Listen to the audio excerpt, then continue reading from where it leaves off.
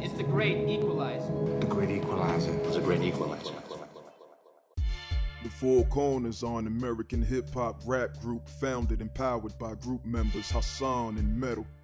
Born and raised on the harsh streets of Queens, New York, the two immediately found a love for the hip-hop culture and the freedom of expression that it continues to promote. When talking about Metal, his rap style can be directly attributed to his Caribbean roots.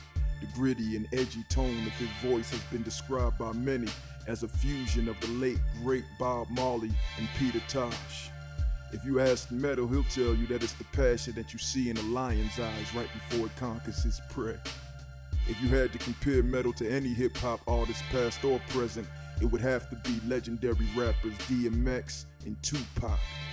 He commands the attention of the listeners from the moment he utters his first word. The consensus of what they say once having the privilege of hearing Metal can be summed up with one word: original. Hassan's introduction to rap music came early in life when his uncle DBC helped to create the first hip-hop rap band, Stetsasonic. It was being able to see his uncle on TV alongside the likes of legends such as LL Cool J, Run DMC, and many more that propelled Hassan to begin writing music of his own, and he hasn't looked back since. Hassan's flow has been compared to Nas, Jay-Z, and AZ, but upon hearing him in action, you know immediately that he's in a class all by himself. Hassan and Metal grew up literally only a few blocks from each other, and over the years they became friends. After years of pushing their own solo agenda, to everyone's surprise, the two joined forces to create the Four Corners. When it's all said and accomplished, the Four Corners will be at the forefront of a significant chapter in hip-hop history. Please join this movement that some like to refer to as a breath of fresh air. Niggas done started something.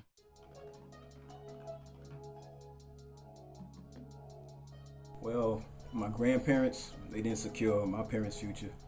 My parents didn't secure my future.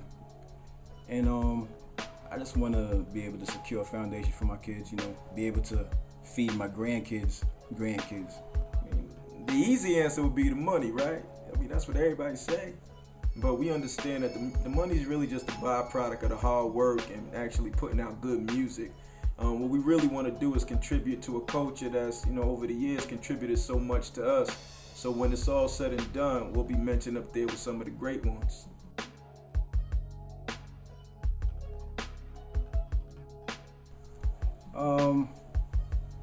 My influences, I say Tupac, Bob Marley, Busta Rhymes.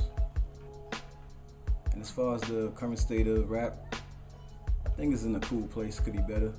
A lot of people don't like all that dance music and stuff, but I think it's alright. We just need a little bit more balance, get some more concept music. I think we'd be alright.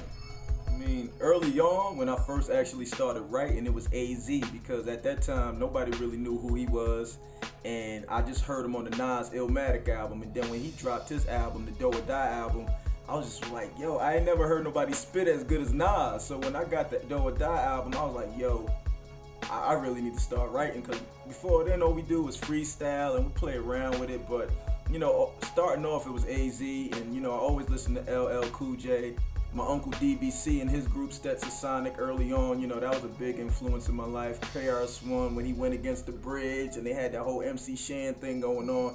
I think them, Run DMC, and a few others that I can't even think about right now, those were my influence.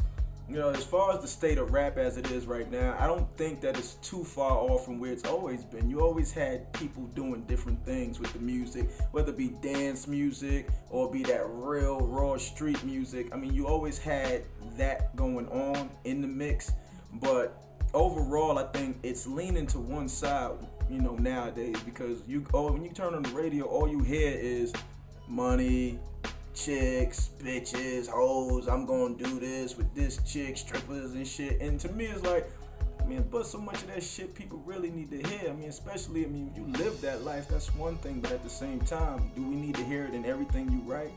And so I think it just needs a little bit more balance, and I believe that the Four Corners, we damn sure bring that balance.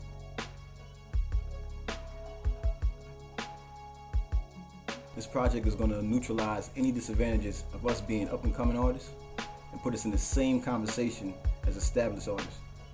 It's that good. I mean, you know, honestly, we didn't even have a title for this project. I mean, after we put all the songs to the side for the album, we just had all of these songs that we already had, and then we were still recording songs, so we was just like, yo, let's put something out before the album actually comes.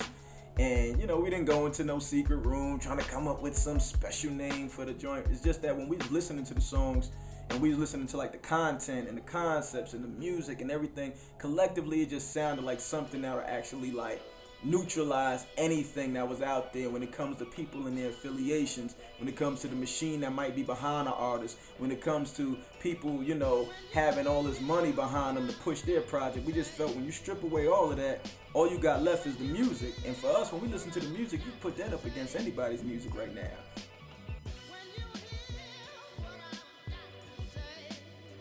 The name Metal, M-E-T-T-L-E, it means to have courage. You know, I ain't never been the type to play it safe. I always try something new. I take chances. I'm a leader, I'm not a follower. Ain't no yes men over here.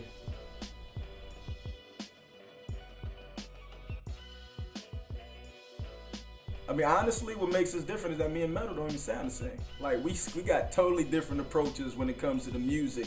And when you kind of trace back rap history and you listening to some of the other artists that came out as groups, I mean, they kind of had their own little thing, but they also sounded similar. I think the only group that ever came out in history of rap music that all sounded different was Wu-Tang. And if we're going to have anybody's success, it's going to be Wu-Tang's success, because they successfully took so many people from different backgrounds, different styles of rap. I mean, shit, different boroughs, Staten Island, Brooklyn, and they was able to pull them all together to make one group. And I think me and Metal, we do a great job of that, because when you listen to Metal, like, he like crossed between DMX, Pop, and then that nigga that you really don't want to fuck with, right? You know what I'm saying? And then when you listen to me, it's like, you know, it's a little more laid back, a little more fluid in the flow with like Jay and Nas and AZ. But when we come together, you don't hear two people rapping on a track. Nah, you hear like a group. Like, you can't tell from his verse to the hook to my verse. The transition is real seamless. So in that aspect, we're different from a lot of people, and I think that's an advantage that we always gonna have. But when you listen to us, the content is different. You know, the game is lopsided right now, and we bring that balance, you know, like the missing piece of the puzzle.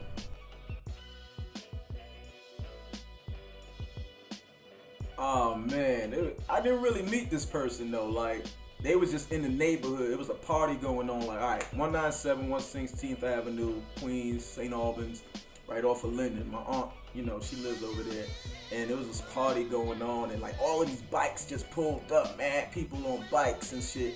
And then one of the people get off the bike, and then it's this big motherfucker right next to him, and I look, it's Mike Tyson. I mean, like, this is at the time, you know, like 95, when Mike was Mike. Like, whenever he got out, when he was still a champ and shit, it was Mike Tyson and whatnot. And even though nobody walked up to him, he leaned on my aunt's fence, and my aunt, she talking about, don't lean on my fence, right? So everybody like, what you talking to Mike Tyson? Like, I don't give a fuck who he is. So, you know, out of respect, he got up. But all I can remember is, like, how big this motherfucker's neck was back then. Like, I mean, like, the nigga neck was bigger than my torso, son. Like, I was just tripping like, damn, that's Mike Tyson. Never in a million years would I ever thought that I would see the champion, the world champion of boxing right there, 197th Street, 116th Avenue, St. Albans, Queens, just chilling, you know. But I was just thrown off because, you know, growing up, he was like our Muhammad Ali, man. We really admired Mike, and to this day, you just love him because of who he was. He never pulled no punches, and that's sort of like how our music is. We don't hold back, you know. So that was, I think that was a monumental moment as a kid for me. For me, it was Pac. We had a mutual friend by the name of Erica Ford, and they were working on the whole Thug Life thing. People thought that Thug Life thing was some old ignorant shit, and it wasn't. It was something much deeper than that. And it had a whole code with it. You know, no drive-by shootings, no selling crack in front of the schools.